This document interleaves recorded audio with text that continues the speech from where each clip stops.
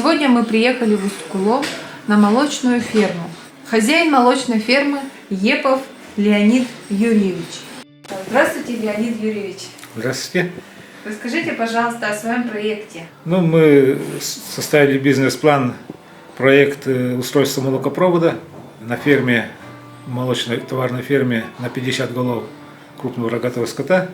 У нас коров доили вручную, как говорится, дедовским способом, флягами таскали. Теперь в процессе устройства молокопровода весь процесс молокодоения коров, механизирован. Молоко через систему молокопровода с фермы поступает в молочный цех.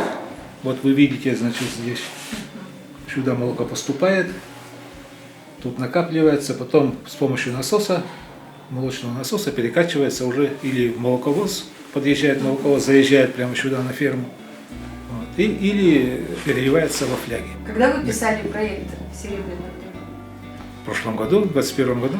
И все деньги удалось реализовать? Да, но мы еще писали туда, значит, устройство подъездных путей, у нас туда вошло проект, потому что, чтобы вывозить молоко, у нас дороги даже не было сюда на ферму. Мы отсыпали еще песчано-гравийной смесью где-то 100 с лишним кубов ПГС, купили это уже за свои средства, 20% своих средств вложили, это где-то 100 тысяч. И грант мы получили 460 тысяч от Серебряной тайги. Молокопровод, стоимость у нас обошлась с монтажом, с доставкой, с установкой, с испытанием, с наладкой 480 тысяч.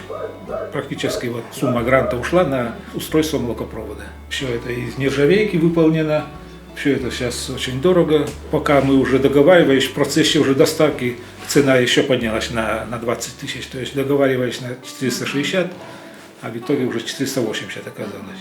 Как развивается ваша ферма в настоящее время? Что нового? Ферму мы тоже недавно построили. Вообще тут 5-6 лет назад тут вообще ничего не было, чистое поле было.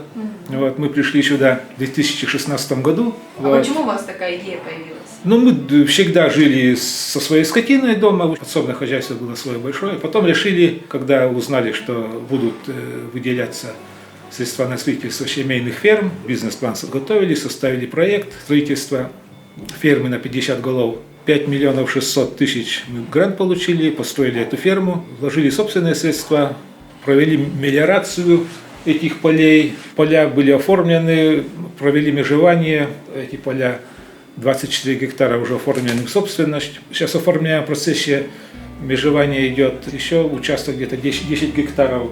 А вот вы работаете только с семьей или кто-то Семья. У нас нанимаете? Нету наемных. Вы сами все, да? Летом работаем круглые сутки практически. Один трактор, поэтому не успеваем. Тут орудий много, надо и косить, потом надо перецепляться, надо цеплять грабли. После сграбливания надо пресс-подборщик, потом обматываем еще в пленку. Вот этот процесс постоянно надо менять орудия. Сейчас планируем, может быть, второй трактор уже надо бы иметь на такое стадо. Сколько голов сейчас коров? Родилось у нас 12 телят на сегодняшний день, 52 головы уже на сегодня. Численность стада постоянно меняется, кого-то, значит, мы откармливаем на мясо бычков прошлогодних, сдаем, телят продаем, тоже спрос есть. Про продукцию расскажите свою. Все продаем. И мясо продаем, молоко продаем, навоз продаем, сено продаем, услуги оказываем. В зимний период, когда, значит, трактор как бы свободен, мы еще по договору снег чистим возле коррекционной школы, территорию вспомогательной школы коррекционной в Усть-Куломе. Лесом занимаемся попутно тоже в зимний период. А вот именно молочную продукцию вы кому продаете? Населению продаем. Сейчас откорм телят идет в основном. А так у нас договор с молокозаводом, с МТС заключен, с кооперативом. Какие у вас планы на будущее? У нас сейчас проблема возникла в качестве воды, питьевой воды.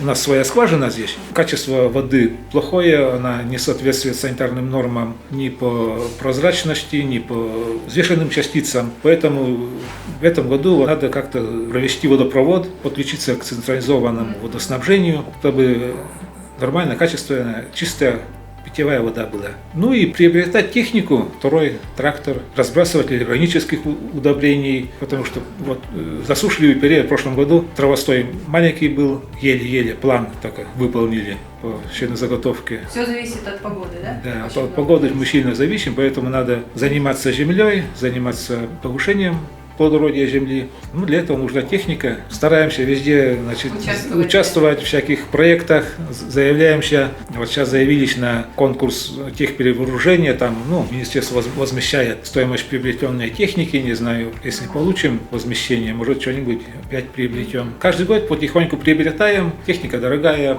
один пресс-подборщик стоит 497 тысяч, тракторный прицеп купили 360 тысяч. Все упирается в финансы. Ну, потихоньку, как бы. Не все сразу. У нас продукция, значит, экологически чистая.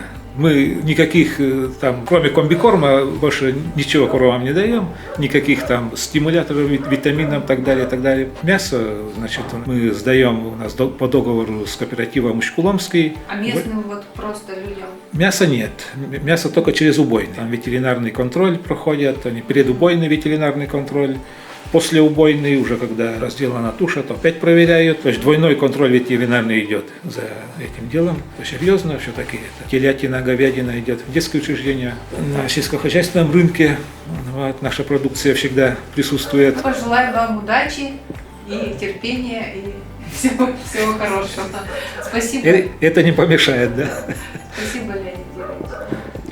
Грантовый проект «Северное сияние. Женские инициативы по устойчивому развитию сельских территорий» финансируется Евросоюзом. В Республике Коми проект реализует фонд «Серебряная тайга».